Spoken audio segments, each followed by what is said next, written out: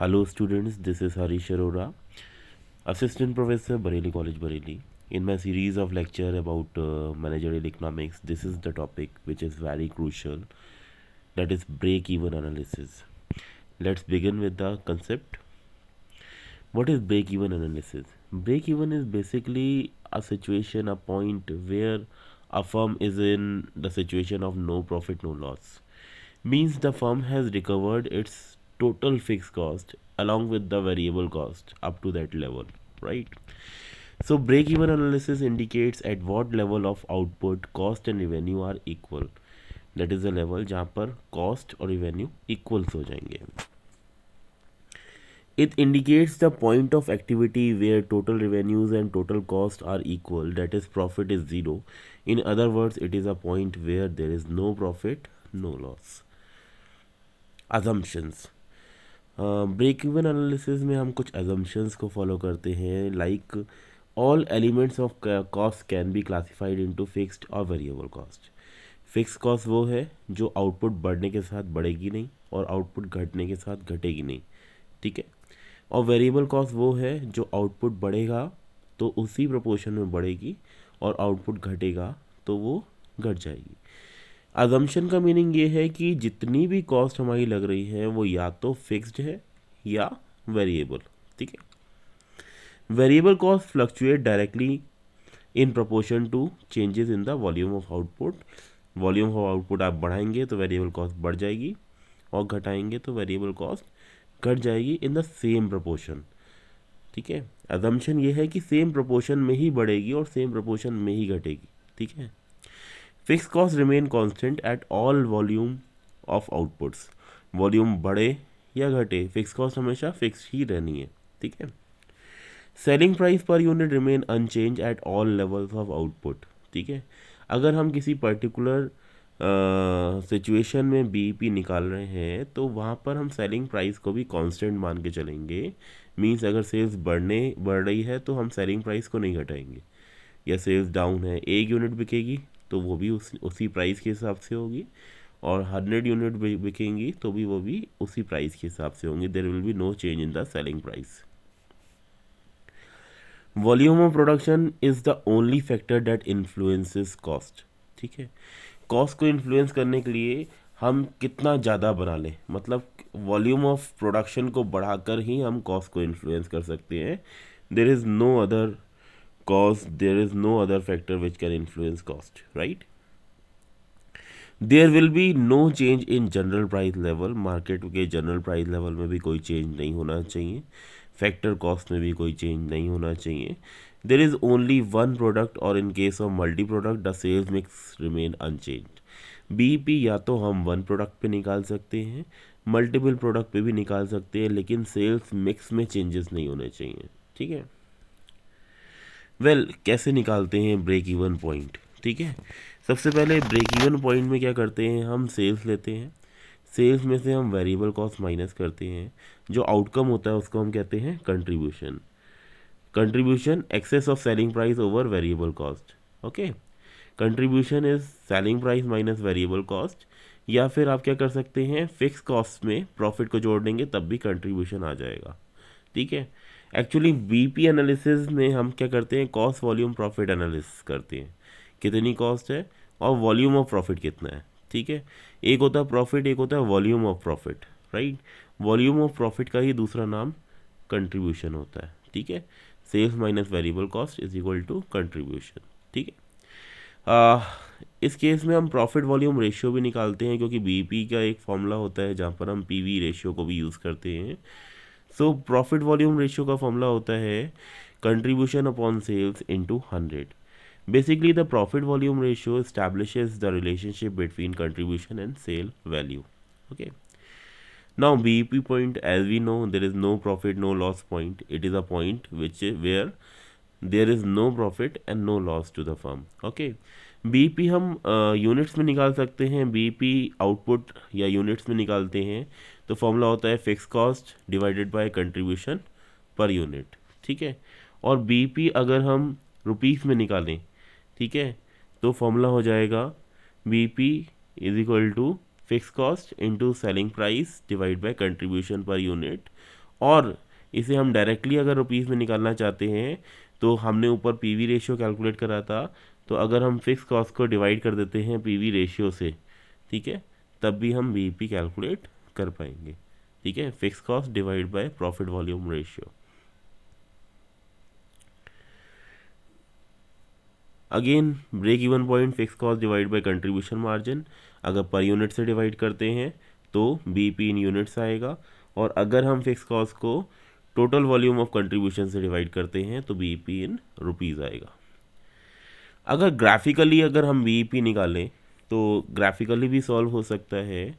हमें एक क्वाड्रेंट लेना है, प्लस प्लस क्वाड्रेंट, जिसमें एक एक्सिस पे हम यूनिट्स ले लेंगे और दूसरे एक्सिस पे हम ले लेंगे कॉस्ट एलिमेंट। ओके, सबसे पहले we know there is a fix cost. Okay, fix cost को will show like a horizontal line, क्योंकि fix cost remain unchanged with the volume of output, it do not change. Okay, तो fix cost को represent कर रहा है एक horizontal line. Okay, उसके बाद हमें एक लाइन लेना होगा टोटल कॉस्ट लाइन। ठीक है, वी नो वेरिएबल और फिक्स को जब हम ऐड कर देते हैं, variable cost plus fix cost is equal to total cost. इसलिए आप देख रहे हैं जो टोटल कॉस्ट लाइन है वो यहाँ 60 से स्टार्ट हो रहा है, जहाँ से फिक्स कॉस्ट स्टार्ट हुआ था वहीं से स्टार्ट हो रहा है, and it is going like this way. Okay, उसके बाद हमें क्या करना है, टोटल रेवेन्यू को प्लॉट करना है ग्राफ में। टोटल रेवेन्यू क्योंकि 0 यूनिट से स्टार्ट होगा और वो अपर जाएगा लाइकवाइज। ठीक है, now see there is a point where total cost is equal to total revenue. इस पॉइंट से अगर हम डाउनवर्ड परपेंडिकुलर लेंगे तो it will gives us the BEP units, and इसी पॉइंट से अगर हम एक हॉरिजॉन्टल परपेंडिकुलर लेंगे तो it will give us the volume of sales at BEP, break even point पे कितना सेल्स होना चाहिए।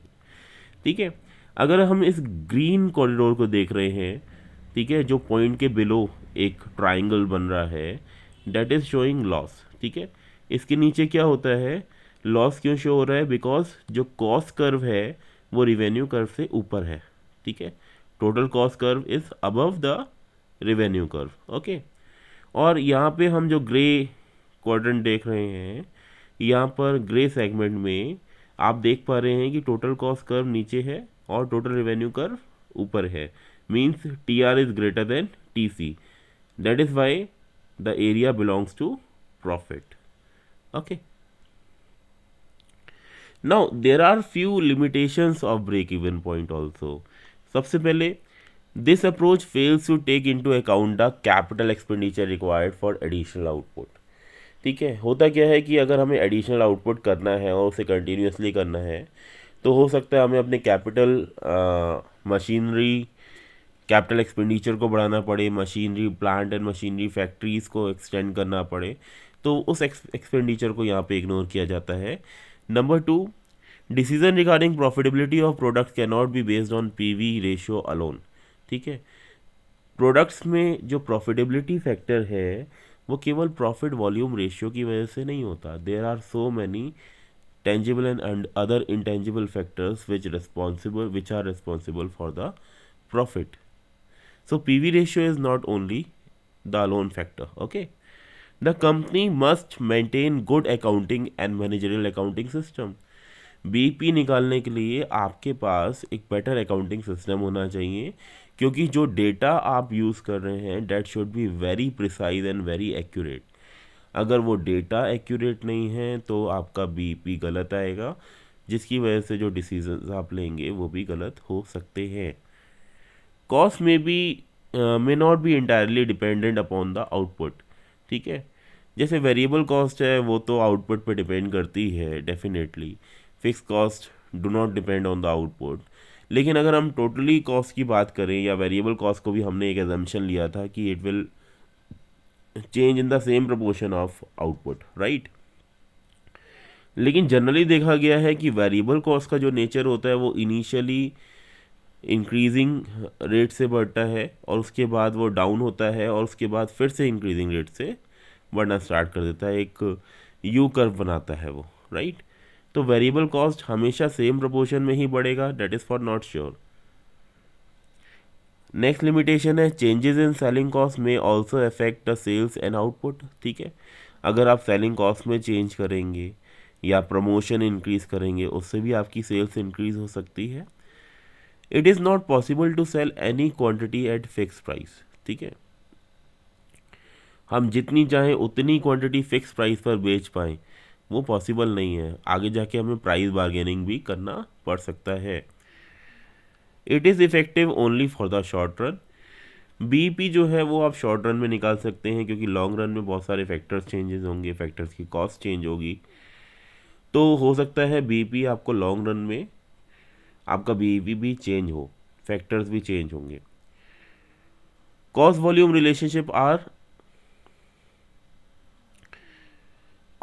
Relationships are linear only for a narrow range of output. हमेशा कॉस्ट वॉल्यूम रिलेशनशिप लीनियर नहीं होगी, it can be non linear also. ठीक है, and BEP assumes that profit depend only on output ignoring other factors. BEP में जो हम main assumption लेके चल रहे हैं वो लेके चल रहे हैं आउटपुट का। ठीक है, और आउटपुट ही मेन फैक्टर हम एज्यूम करके चल रहे हैं, right, which may be a limitation. Well, thank you so much, guys, for this lecture, listening this lecture. Please like, subscribe, and share. And I'll be back with more topics and more lecture. Thank you so much.